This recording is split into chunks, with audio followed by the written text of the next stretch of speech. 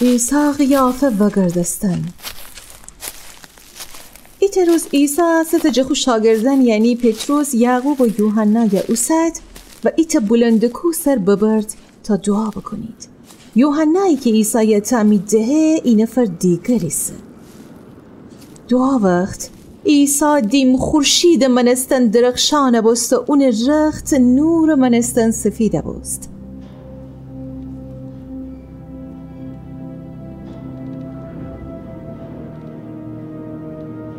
هتو سفید کی زمین سر اون منستن پیدا نیبه.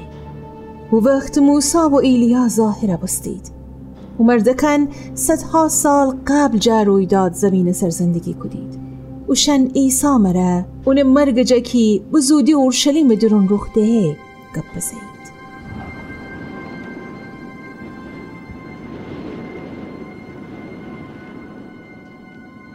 زماتی که موسی و ایلیا عیسی مره گپ زنده بید، پتروس عیسی بگفت چی خواب باباست که امان عیسیم؟ اجازه بده 3 تا سایبان چه کنیم؟ ایتا تره، ایتا موساره، ایتا هم ایلیاره. پتروس ننستی که چیگه؟ هنو پتروس گب تو مامنو بستگو کی ایتا درخشان ابر بجیر بمو و اوشن ایحاطه بکود و ایتا ندا و نجا فرسه کی انمی عزیز پسره که اونی جا کاملا خوشنودیسم اونی گبا بشتوید. و 3 شاکر ترس جا زمین سر بکفتید.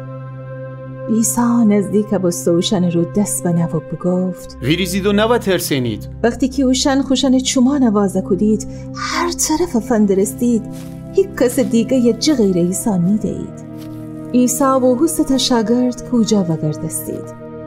بزین عیسی بفرماست حسا و چیزی که بیدهید فعلا کسی هیچی نگید. من به زودی میرم و دوباره زنده بم. بزین تنید دیگرانه بگید چی بیدهید.